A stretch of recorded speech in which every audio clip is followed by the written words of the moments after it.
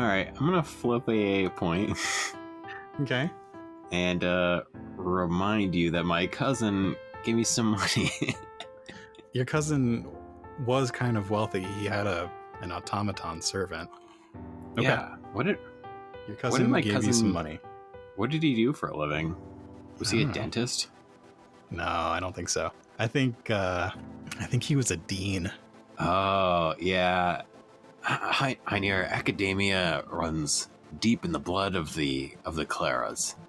And luckily for us, that blood means money. My cousin gave us some. You take out a little pouch from your belt and just give it a little toss in the air and catch it. Just judging by the weight, there must be, I don't know, 50 to, 200. The exchange rate is really good in Hearth this time, right now. And, yeah, let's go buy me a new sword. What do you need, Hoenir? My treat, if there's enough. No idea. I think I'm probably fine. Have you ever spent money before? It feels great. I have not. You should try it. Just watch me and watch how great I feel. Shopping montage? So, yeah, there's a shopping montage where Cælum walks around and buys a couple of things. What does he want? Do you want to interact with people? Do you want to negotiate? Yeah, those are the questions. What do you want? Do you want to have actual scenes? If you want to negotiate, then we'll have to do actual scenes. Let's not drag this out very long. So, I'm opening my character sheet, so I'm going to add... I now have a stuff section started in my notes. So there's a shopping montage, and Cælum walks around and he buys some dried goods. It looks like he stops at one place to buy some kind of like travel food. Okay.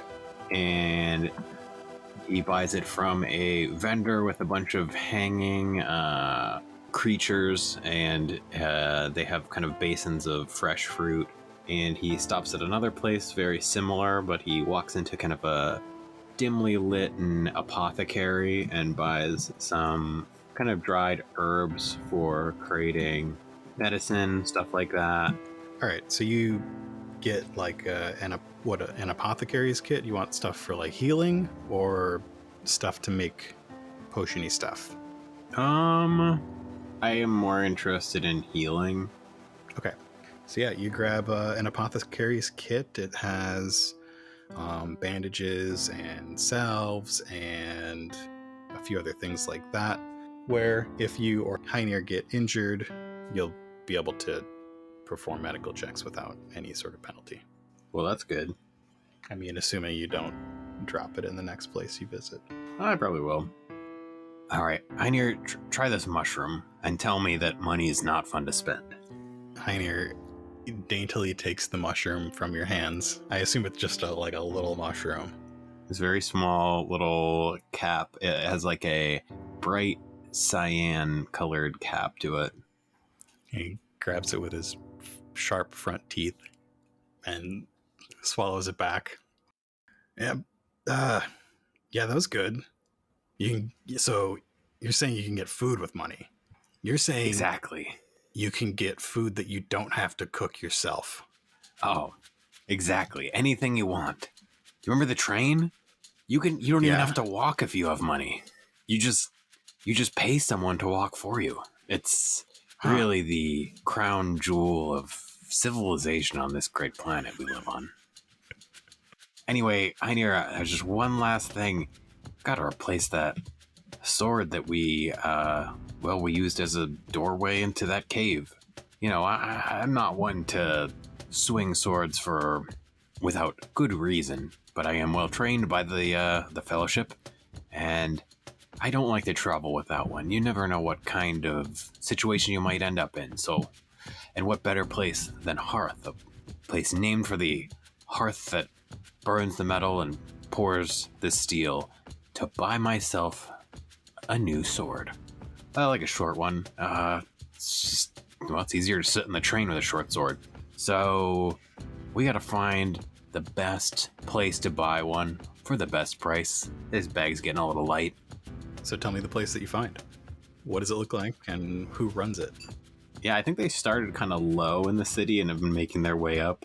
So despite the fact that Cælum says he's looking for the best place, that he's not going back down. So it's sort of based on convenience. Yeah. I think the place that he finds has a large plume of smoke coming from back within it. It has an awning that sticks out into the street where passerbyers will kind of walk by it. And it has a big sign with a name. Do you have a name? Who runs it? I think it is. I think I want it to be Duergar Run. Okay. Yeah, the sign is simple, and it says Holt's Smithy. And walking in, there's a short but sturdy man behind, working in the back. The place is not really a shop. It's more of a workshop. And there's an array of weaponry along one wall, and only one person working inside. And Cælum steps in and studies Holt's wares. He's got a variety of weaponry, from small swords, broadswords, bucklers, shields. He's got quite a bit of stuff. There's a hand and a half there. There's a little stand full of rapiers in the corner. And Cælum takes a look around. I think he's a bit overwhelmed, but he is kind of looking for something, quote unquote, classic, something that reminds him of the Fellowship and what he's used to, what he's been trained with. I'd say that most people in the Fellowship are either holding a hand and a half or a broadsword, but Cælum was probably more trained on a small sword. Not quite as long, not quite as heavy, a little bit faster. Mm-hmm. So, Hoenir, you look around, these are all things you're not... You don't need any of this stuff, and you probably don't know too much about it, but let me tell you. For me, it's all about the small sword. A small sword, you get a lot of speed, you get a lot of wind behind that cut, and then when you combine that with your own natural talents, mine being the elemental, some would say, you can do quite a bit of damage. Now this small sword in particular, this is just beautifully crafted. Is that he shouts back to the back of the shop. Is Holt? Is that? May I call you Holt? How much for this small sword in particular? Yeah, that's me. That one's gonna be 200. 200.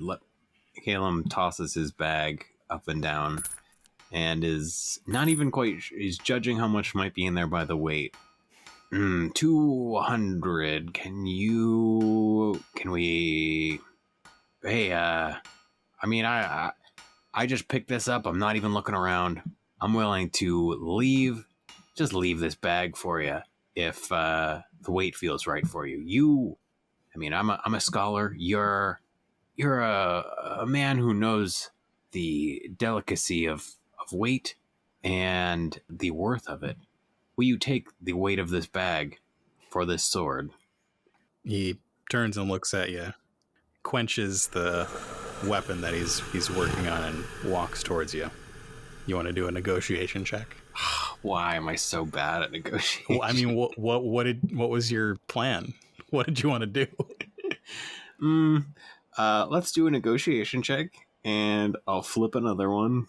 To upgrade. Do you want to try to spin leadership somehow? That's not bad. Okay, so yeah, he's. This is such a obnoxious thing, but hey, it's Cælum. It's not me. He. In saying this, he's using his rank to enforce his the fact that he's right, the fact that what he's doing makes sense, and I guess he's kind of intimidating through his rank as a scholar of the Fellowship is what I mean. All right, so it's going to be against a red and a purple. Oh no, and I am going to still flip an upgrade. Told you I have a didn't want boost for this any to be a reason? thing. Huh? Too late. It's already rolled. Oh, wow. A success and an advantage. Yeah, he walks up and grabs that bag and tosses it a couple times. You know, this is Dvergar ware. This is good stuff you're dealing with here. This bag feels a little light, but fellowship boy like you. All right. And I thank you, Holt. And might I say that this quality is superb, and gives the blade a little ding, and it echoes through the chamber. What do you have for your advantage? Okay, I don't want to linger too much, but Hoenir and Cælum walk out of Holt's, and Cælum reaches in his pocket and has just a couple more coins and shows them to Hoenir to kind of demonstrate his superb leadership and negotiation. And then I want them to cut to the two of them at like a little outdoor bistro. Great. And I want to also try and heal some strain while I do that. All right. So Hoenir got a whole roasted duck, which he is ripping apart. And yeah, they had to move a chair at a table so that he could sit on the ground next to the table. You can do a cool or a discipline check as you take a moment to try and heal some strain. I think he's feeling pretty cool right now.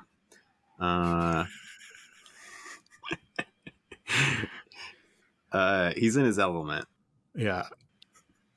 And there's no difficulty? Nope, it's simple. That's 3 strain. That's great. All right, so the two of you eat some food, and I assume try to make sense of the very long day that you've had, because you have not slept since leaving your cousins. And what's next for the two of you? We're gonna head to the Zeppelin. You and Hoenir head up the ramps to the edge of the caldera. As you move upwards, the buildings get larger and more of them are built into the rock. You almost get to the top before you spot the place where the Zeppelin is moored.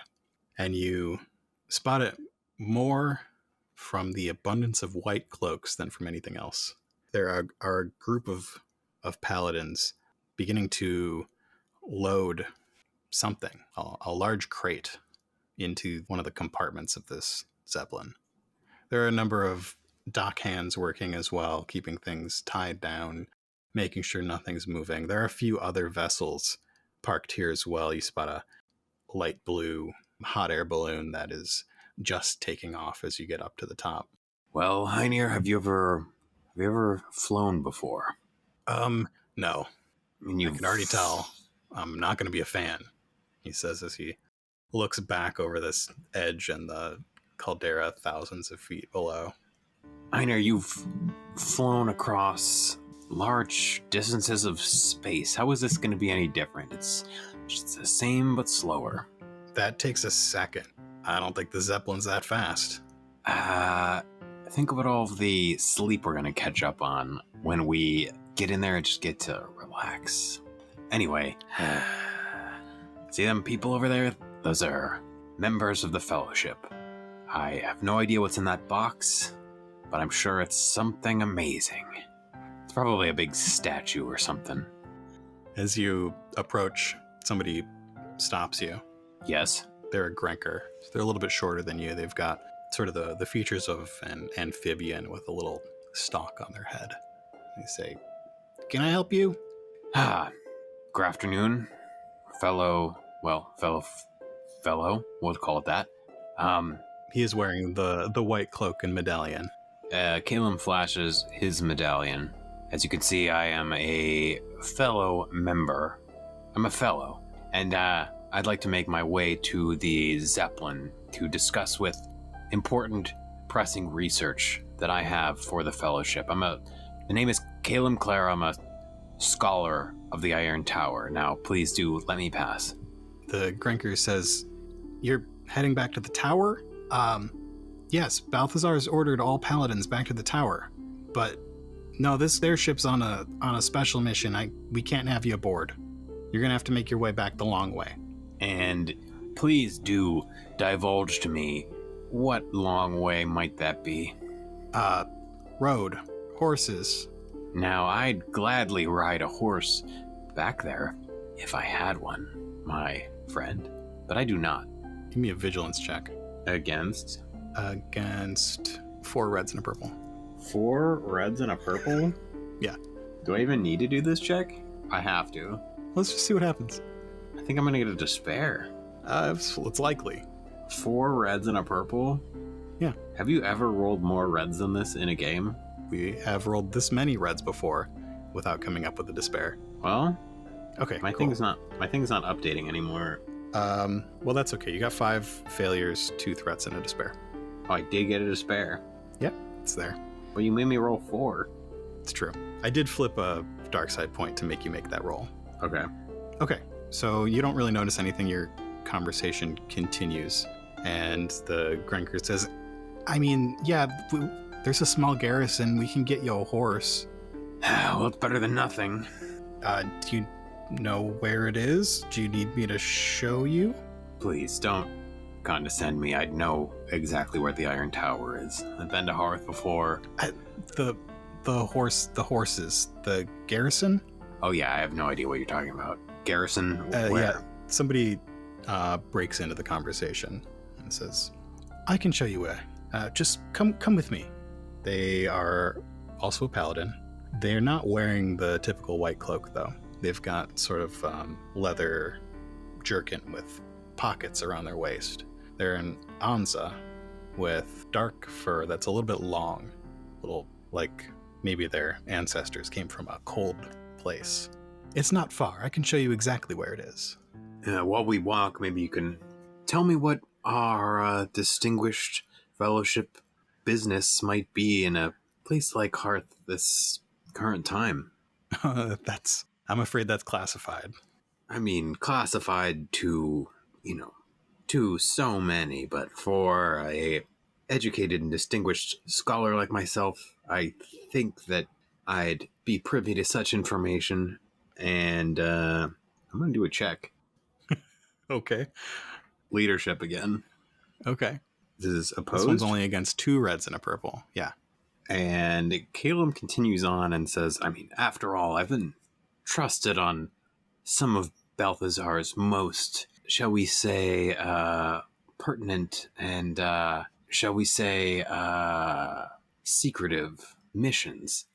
Can I get a boost for name-dropping Balthazar? I mean, everybody knows Balthazar, so maybe not. I don't think you can. Okay. This is going to come down to luck, I guess. 2 successes and 2 threats. Hoenir's following a little bit further behind. You see him keeping a watch on this person as the 2 of you make your way over the rim of the caldera and out to the outside. And he says, well, let me say I've heard of you before, and Balthazar's been watching you for some time. The thing is, Cælum, Balthazar's got a plan, and that plan is going to change the world. And I'm afraid you're not part of the plan. And with the 4 threats now, I think we're gonna have to start initiative as he grabs for your wrists and attempts to tie you up. Like he's gonna try and like get you in a bit of a lock so that he can grab you. Okay. So I am probably rolling vigilance. Yeah. So it's going to go... He's got the first spot. He has the first and we have 2. Yep. What's Cælum's coordination? 3 green. Okay. That's not bad. Not terrible. So as you get over the opposite side of the ring of this volcano, the buildings are a little less fancy. There are a lot of wood buildings with ornate carvings near the top of the ring, but as you have made your way down a little bit, they look a little bit more rough. And in the place that you are right now, you are precariously close to an edge. And if somebody were to drop off that edge, it would be quite the distance. This paladin reaches for Cælum's wrists to try and tie them, to get Cælum under his control. This Anza tries to get your wrists in a lock, but what do you do to escape his grasp? So this Anza did kind of the silly supervillain thing of basically stating that I'm not part of the plan. I'm about to be attacked. You succeeded at your check. He had to make this the goofy supervillain. Yeah. I think if a second before this Anza gripped Cælum's wrists and kind of tied them together using this pretty advanced Fellowship Paladin kind of martial arts. Cælum, let's see.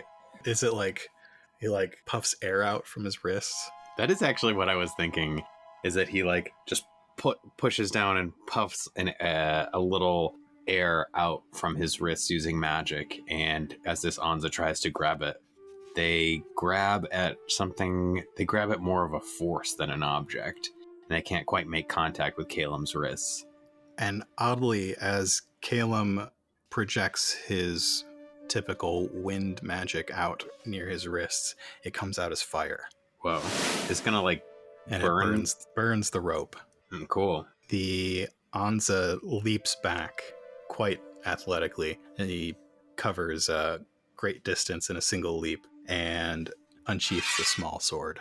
Huh. I'd say this is treason of you, but it sounds more like I'm being accused of treason. You know what you did. This is not the first time. I've got no idea what you're talking about. And Cælum is gonna at least narratively unsheath his sword as well. That's your maneuver. Okay, so now I have 3 turns in a row. Well, sort of. You can whatever. I have 2. I have 2 in a row, and maybe something will happen. Well, I think Cælum feels like his life has been threatened. So around me is, describe the like 360. We are like facing each other like samurai about to chop each other in half. Yeah, and you are on a street that is not particularly wide, maybe 25, 30 feet across. On the west side, there are buildings. A quick assessment shows that they are an inn with some tables out front, a butcher shop, and it looks like a place that sells just wooden mallets. Is it called Just Wooden Mallets? It's called Just Wooden Mallets, yeah. So that's the west side, and to the east side, you see the distant mountains of the eastern spine, and way off in the distance, the glimmering of the slice where Gilder is on the other side. It just drops off into nothing. Okay. What I want to do for my first check is Cælum takes his sword and brings it from across himself up and then down, and he's going to do a magic check to shoot some magic at something, and it's not this Anza. Okay. Do I tell you what he's aiming for? Yeah, tell I me guess what I you're have doing. to for the check. Is it an attack? Well, to some degree, he's aiming for those tables at this bistro on the west. He wants to shoot those tables towards his enemy using wind. Okay. I will say that there are a few people at the tables. Okay. But there can be some tables and chairs that are empty. I think there's one. There's one empty table. That's what he's aiming for. I think it probably has some dishes that need to be bussed. Is there anything you want to add to your attack? Right now you're just doing a regular old attack. Well, I'm going to... Hold on one second. This is my signature spell. Okay. So what does that do? Might not be good for the other people sitting there. It adds blast. It adds blast. Does 1 damage to everyone in the area with 2 advantages. Even if it misses, you can do 1 damage to everyone with 3 advantages. Well, you're really trying to hit this guy, and that's what the magic attack is going to be, is against this Anza. Okay, sure.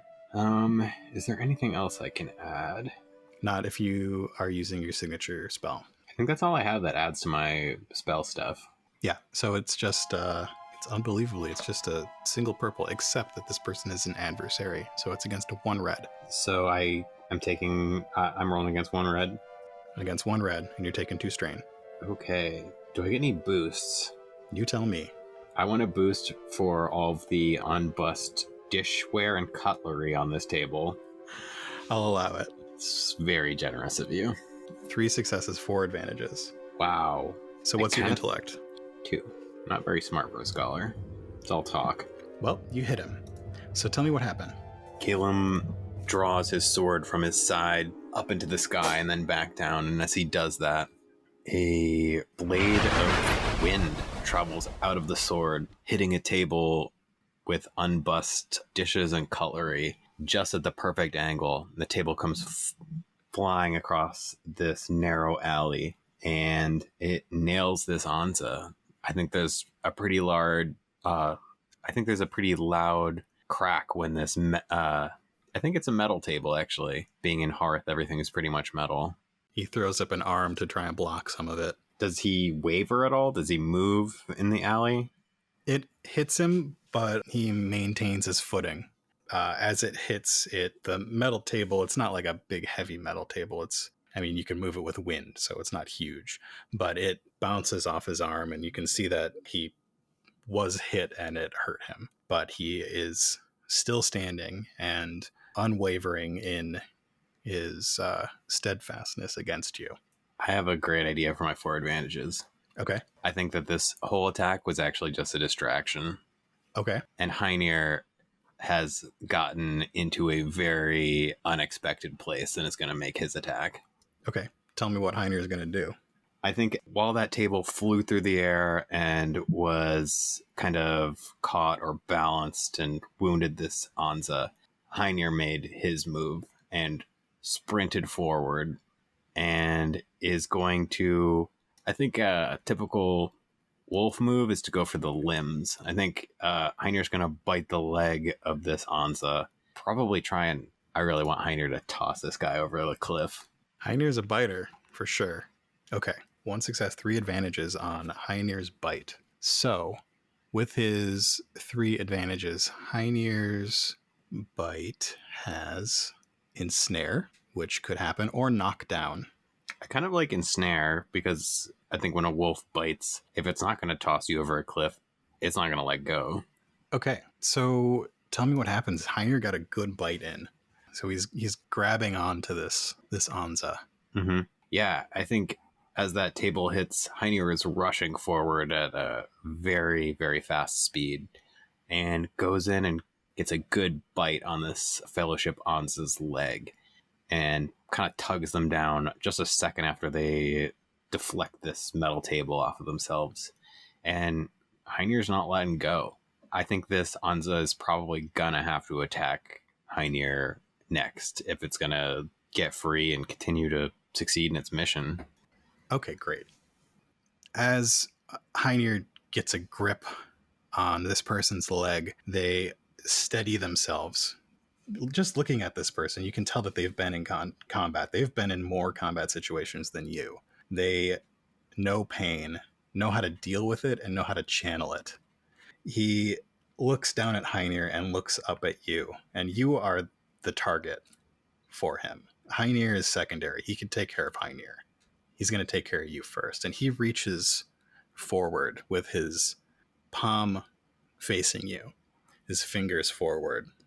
And as you see him clench his fingers together, you feel your body tighten up and you feel yourself move. Your joints aren't moving, your legs and arms aren't moving, but you are flung out into the air off the side of Hearth. I'm flung off the east side, like into open air. And that's also 7 damage minus your soak. And he got 2 advantages with his with the addition of manipulate. So he's able to move you. Okay. Well, let's see. So I'm going to take 4 wounds minus my soak. Okay.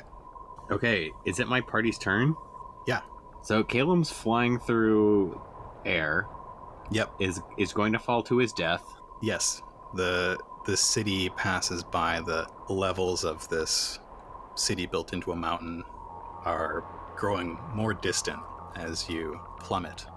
Man, I have a really cool idea, but I don't know. So do I. I don't know how many turn. Okay. I have an idea, but I think you're not gonna, let me do it. As Cælum continues to fall, the sky opens up, and rumble of thunder that was very distant earlier is now close. The rain seems to be matching his speed as he falls and falls. Okay, Cælum, he's gonna die. He needs to either use magic to fly back. I don't think he can necessarily fly. I don't think that's been established, but he does control wind, and that's, two are in the same hand. Or he needs to do something different. He would need to maybe tap into something that he's thinking about but isn't quite adept at. Can he traverse space-time? Can he do what Hoenir does? He's been with Hoenir for a little while. How long has he been with Hoenir at this point? A couple weeks? Maybe I was thinking 5 or 6 days. Okay. So not too long, but I don't think long enough for Hoenir to actually teach what he's doing, because I don't think Hoenir is fully conscious of what he's doing. What Hoenir is doing is something that he's able to do. For Hoenir, it's like jumping over a puddle. Yeah. For Cælum, it's like an ant making its way from one side of a puddle to the other without going around either side. Yeah. Or ending up in the abyss of water. Well, if a ant walked into the center of the puddle. Yeah. So yeah, did you want to try that? You know what? I like this. I think Cælum has been thinking a lot about the bark. He says to himself, what's a bark but a noise made by wind that travels through physical space? I can manipulate the wind. Can I manipulate this bark? He's going to try and do it. He's going to try and bark. He casts bark. So you're taking 2 strain for the magic. Yes. And I think you're doing a hard magic check. Okay, so I'm doing an Arcana check, magical check, to do a spell that I call the Spirit Bark. Spirit Bark. Okay. What's my difficulty? What's my difficulty? It's hard. It's 3 purples. You're not going to add anything to that? Nope. 0 successes and 2 advantages. I think that Cælum attempts to do his Spirit Bark, this spell that would be so similar to Hoenir's kind of space teleporting bark. And I think that the pitch is close but a little bit off. He's never done this before. I want to use my 2 advantages to say that the force of this spell, which I think he casts, outstretches a hand, not holding the sword, and a loud, thunderous noise comes from it, but not to the intended effect. But the power of his spell shoots him back upward, not necessarily back onto the ground, but back upward in air. He's still suspended in air. Yeah, it slows his descent. Exactly. And with my other advantage, he looks over to Hoenir, still chomping this I don't think he can see leg. Hoenir anymore. Oh, is he too far away? Yeah. Oh, dang. Okay. He out there. What's he gonna do? As he holds his arm out, he feels himself lose control over his body, and he hears the voice of Saffron again. You are close, but you need the crack. And as he says that, the same spell happens again. Your air, breaking that sound barrier, mixed with Saffron's fire as a lightning bolt streaks across the sky in front of you. And you travel, and you appear 5 feet from the ground, and it hurts when you hit it. Oh! But it doesn't hurt as bad as it could because you were able to slow your descent a little bit.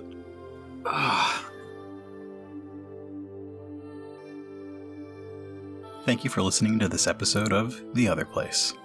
If you like The Otherplace, you should listen to Tales from the Grey Library and the Fenrayne Files. In Tales from the Grey Library, we follow new sets of adventurers and stories all across the world of The Otherplace. Each story features a different GM and new players. And in the Fenrayne Files, we take a zoomed-out look at the world of the Otherplace, with topics ranging from myths and legends in the Fellowship of the Seven Rivers to specific saints and necromancers. Come join us as we expand the world and learn more about it. The Otherplace is a production of Nightcast Creative. For more about us and the things that we do, visit nightcastcreative.com.